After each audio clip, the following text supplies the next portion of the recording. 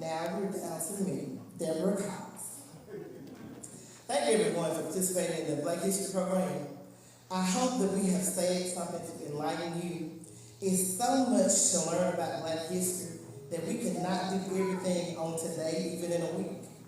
However, we have set up a room, a temporary museum, where we have different interests in there. For instance, Sarah Boone. How did she help us? Sarah invented the iron board. You know, a lot of us, we have to iron our clothes. We also learned how Lewis Lattimore perfected the light bulb. We had someone coming in talking about Thomas Garrett, red light. Without him, there would be so many fatalities.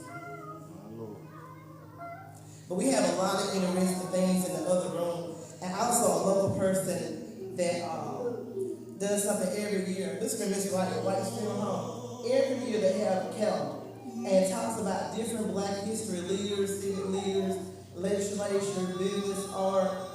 So a local person, that's something good to pass out. It's good information that you can hold on to. Although the years pass by, the information is still there. Now, dealing with art, one thing I want to talk about the church.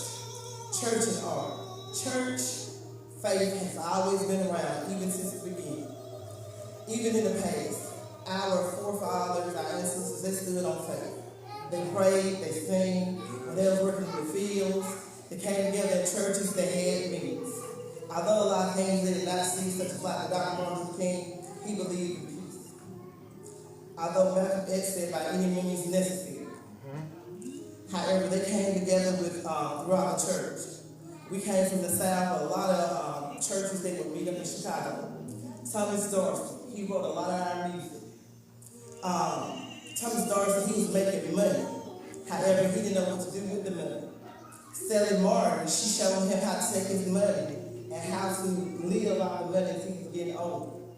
PBS, they have been showing a lot of history programs this month. It's so much, it's just hard to take in. Thomas Dorsey, he left the church to go play blues, which a lot of people did in the past. With him leaving the church to go play blues, his grandfather came back for him because he was a preacher. He wanted him to get back into the church. While he was getting back into the church, at the time he was playing music, the older people did not approve of him.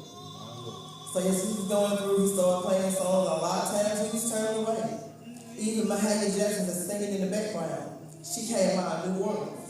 She was turned away because at the time she was singing songs and she would lift her dress up and she would shake her hips. But now we know it's okay to dance to the Lord's love as long as we're doing it in the right way. So as they began to work together, he found that she had the voice that he needed. During the time, his wife passed away. Now he remembered his wife calling the Lord, saying, "Precious Lord." And that's one of the songs that he wrote, that Mahalia Jackson song, "Precious Lord, Take My Hand." She sung that song, and when his wife passed, he began to see new meaning to spirituality. So he began to accept the Lord in a different way and started producing other songs. And the choir and the church that he actually produced in Chicago is still here to today. They're singing different songs that they have a choir there. Mahalia Jackson, as you remember from last month, Dr. King, she sung that song, "Precious Lord," at his funeral. And also she sung the song as a drum to Gilead and different places he'll be preaching in. I say at that background to give you this. Our forefathers, they stood on faith. Our parents prayed for us, and we are the praying generation now. We must pray for our children to be covered, pray for school teachers, pray for nurses. To our children, Brother Wilson, he's a nurse. Back in the 90s, back in the day, you did not see a lot of Black people in the health field. You did not see a lot of Black people in the post office. But today, you can do anything that you desire to do. You can work anywhere, you can achieve all your goals. If your grades are failing, please study and seek help to lift your grades up. But just know, you can do any and all things through God. Before I go to my seat, I want to mention soul training in Motown, because that's how a lot of people would see different songs and hairstyles and music.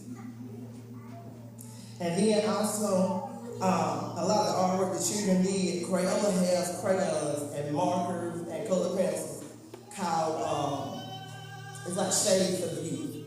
So back in the day, it was always just a white crayon or a black crayon, nothing in So now they have colors, and we have some on display in our museum next door for y'all to walk through, where you can actually paint yourself. So you see images of yourself in different magazines, which we have on display. And also we have different books. Because in the past, when I was a little growing up, in the 80s, you could not go to the store and buy t-shirts or article clothing with black people on them. But thanks be to God, everything has changed. And you can go in the store and see yourself. I hope this program has been something to enlighten everyone. I hope you all walk through our museum. And we thank everyone for coming. And we hope that you all will come back again.